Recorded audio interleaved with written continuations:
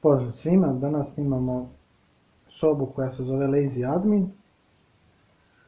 Ova soba spada u kategoriju lakših soba, postoji samo jedan task i traži se od nas da nađemo user i root flag. Ništa, možemo krenuti polako sa deployom mašine. Kaže da je potrebno možda 2-3 minuta da se potpuno podigne. Za to vreme da se prvo povežemo.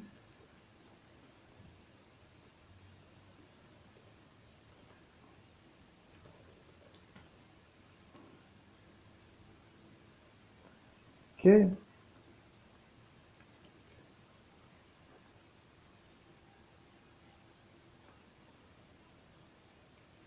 Sačekat ćemo da se mašina podigne u potpunosti.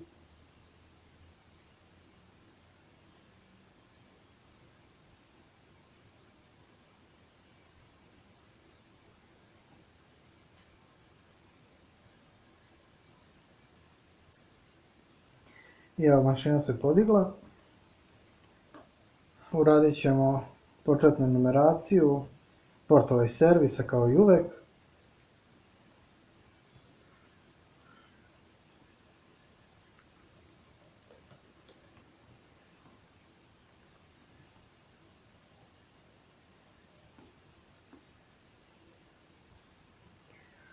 Ok, još uvek se nije podigla skroz mašina, sačekat ćemo još malo.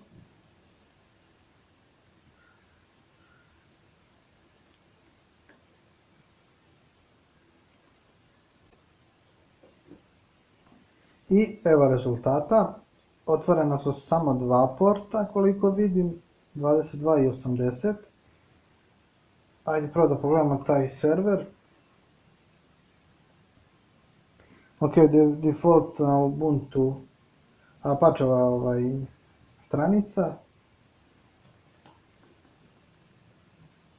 Robots nema ništa, ok. Ajde onda da uradimo brute forcing direktorijuma.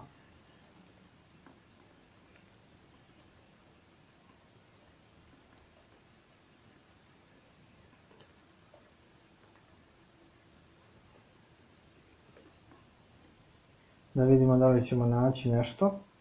Znači naša pitanja su samo koji je root i user flag, ništa više. Što se tiče SSH porta, mislim da ova verzija nije ranjiva, osim neke enumeracije korisnika koje možemo posle pogledati ukoliko ovdje ne nađemo ništa. Ali evo vidimo već da nam GoBuster vraća jedan direktorijum, ajde da ga pogledamo.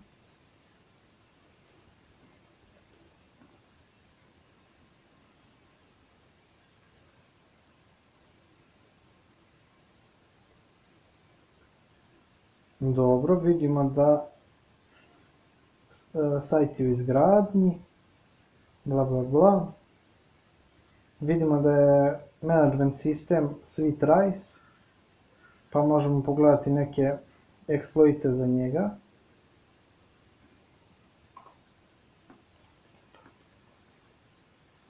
Ništa, ok. Ajde odmah da proverimo.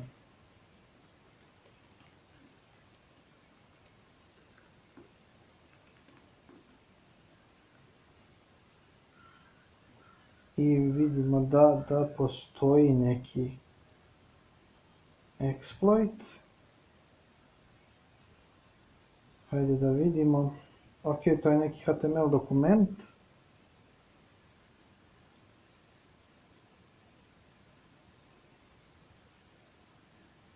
I možemo da ubacimo PHP kod, ok. I to je taj file koji će u ovom slučaju biti reverse shell, ćemo moći da nađemo na ovom linku, mada mislim da ovo nije link koji će nama odgovarati, pošto je nama tu content, a ne SweetRice. Ajde da pustimo GoBuster samo sa dodatkom ovog direktorijuma da vidimo da li će naći još nešto. A mi možemo ovo da probamo da vidimo da li ćemo imati nekog uspjeha.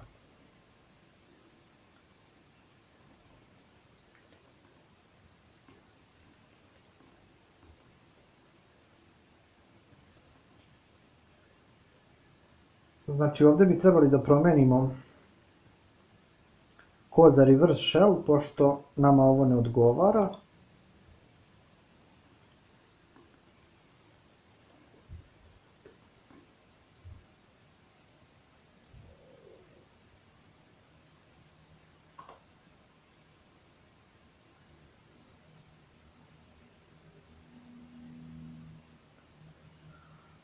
Ovo ćemo sve kopirati.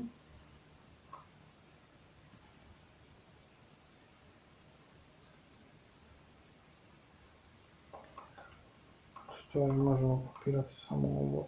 Otvoreni i zatvoreni tagovi nam ne trebaju, to već imamo. I to bi mogli da ubacimo ovdje.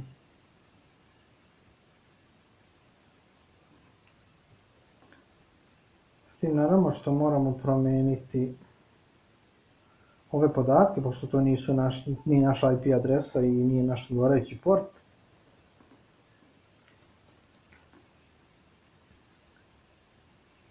Uzet ćemo našu IP adresu.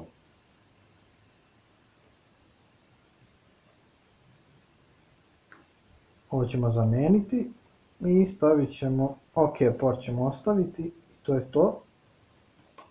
Sačuvati to, pustiti netcat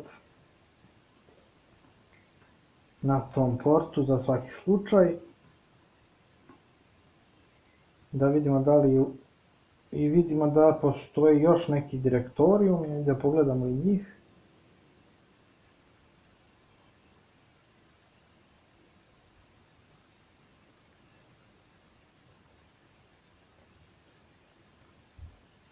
Ok, vidimo da postoji neki login page. To možemo probati da brute forceamo ako ne nađemo ništa pametnije.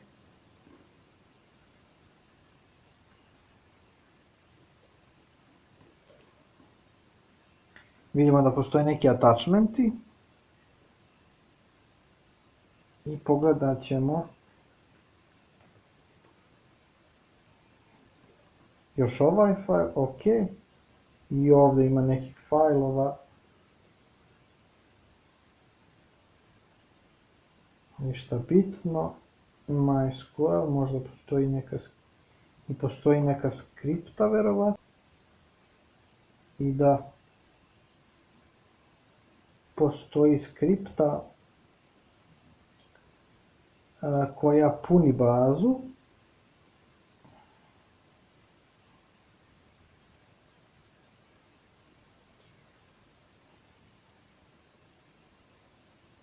Sa nekim passwordom i verovatno usernameom. Ovo je možda password, ali mislim da je pre hashovan password, ali ajde da provjerimo ipak ovaj password.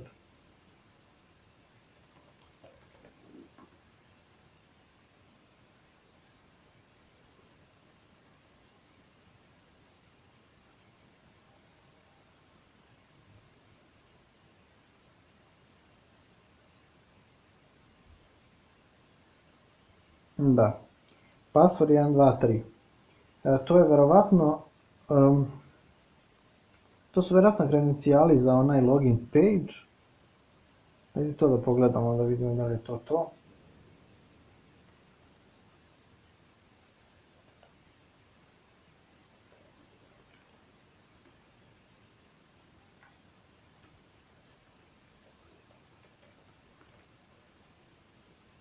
I vidimo da to zaista jeste to. Dobro, ovdje možemo sad pogledati. Ovdje imamo attachment. Imamo neke oglase. Ovo ćemo sve pogledati. Ajde prvo da probamo onaj exploit koji smo koji smo već napravili da vidimo da li će da radi. Ajde samo još jednom da bacimo pogled na njega. Ok, ubacili smo reverse shell, promijenili smo naše podatke i posle ovoga bi trebali da ga nađemo na ovoj lokaciji.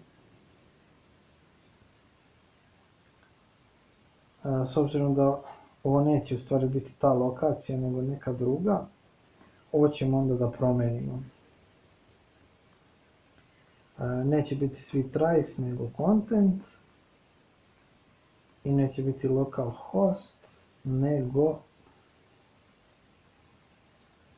ova adresa.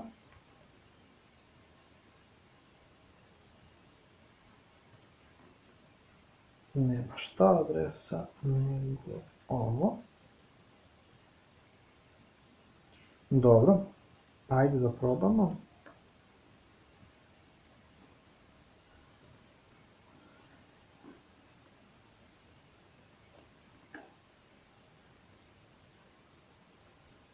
Ok, izgleda da se ništa nije baš desilo. Ajde da probamo još. U stvari ovdje da probamo možda i jeste tamo.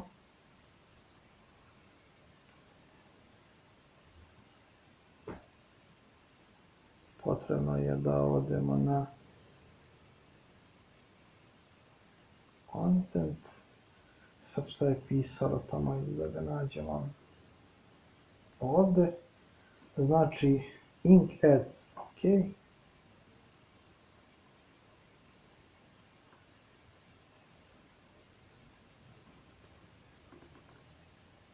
Nismo ga uploadovali, ajde probamo još jednom. Evo sad vidimo da se nešto desilo. Ajde probamo sad. I vidimo da je skripta tu. Ajde da još jednom vidimo da li nam radi Netcat. Radi. Probat ćemo da uđemo. Čitava se. I dobili smo konekciju. Ok. Napravit ćemo malo bolji shell.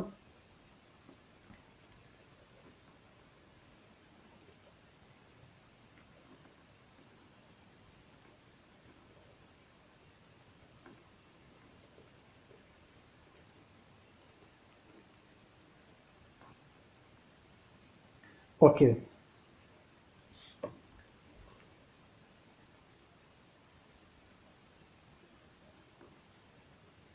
Vidimo da postoji IT guy.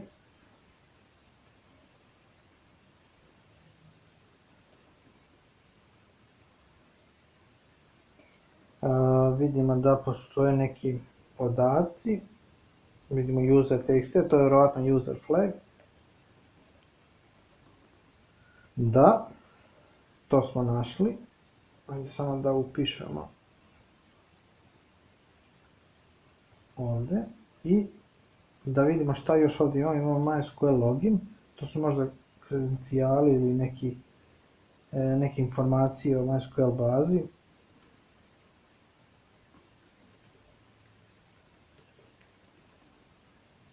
Da, dobili smo kredencijale, pa možemo probati da se ulogujemo i tu.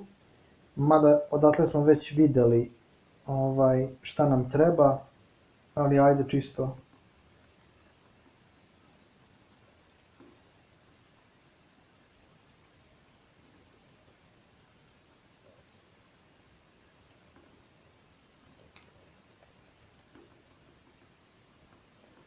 Vidimo nekih 5 šema. Mi ćemo koristiti ovaj website.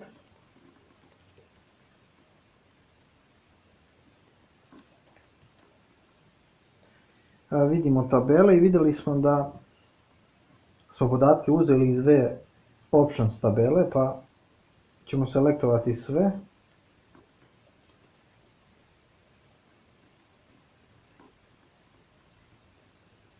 I vidimo te podatke koje smo vidjeli i tamo. Za menadžera i za password i ništa korisno drugo. Tako da ćemo izaći. I vidimo da postoji još nešto što se zove backup PL.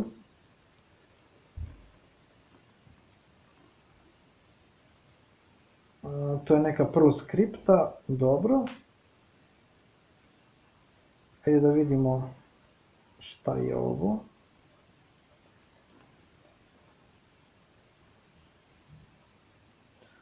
Ovo je neka otprilike već urađena neki urađen reverse shell, samo sa drugim podacima koji nama nisu potrebni. I što ovo možemo uzeti i napraviti, samo da vidim ko može da pristupa. Vidimo da imamo i, možemo da izvršimo i da menjamo.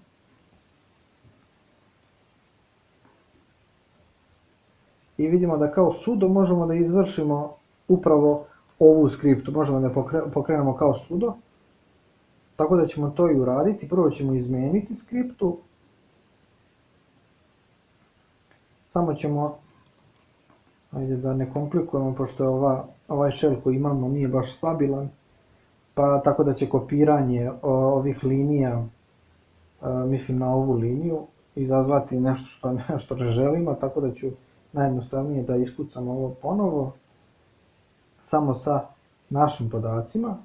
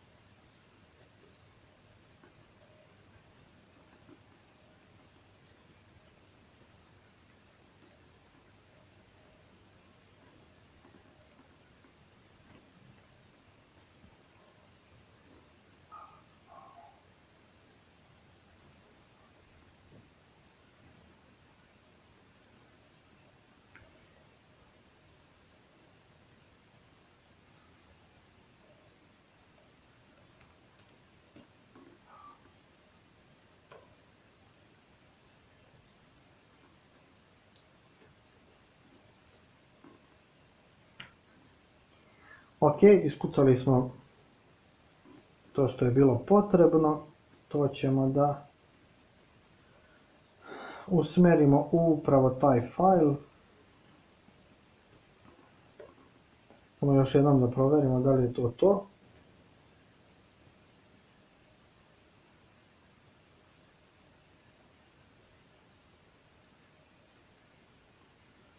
I trebalo bi da bude to. Sad ćemo da probamo, pustit ćemo samo, odnosno ispisat ćemo sad da vidimo da li smo uradili to što smo htjeli.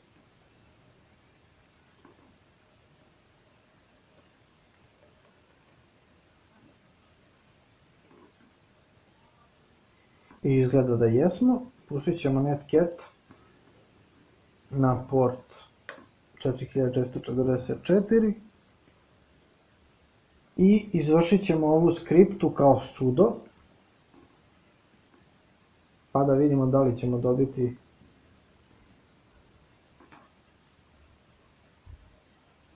i dobili smo konekciju.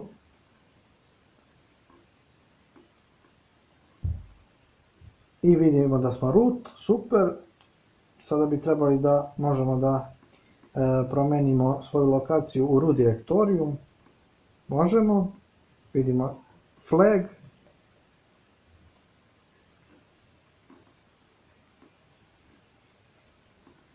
I to je to. To bi bio root flag, posljednji koji nam treba. Ajde da vidimo. I to bi bilo to. Jedna ne tako teška soba, ali svakako zanimljiva. Potrebno je dosta paziti oko enumeracije, čak jedan exploit upotrebiti i to bi bilo to.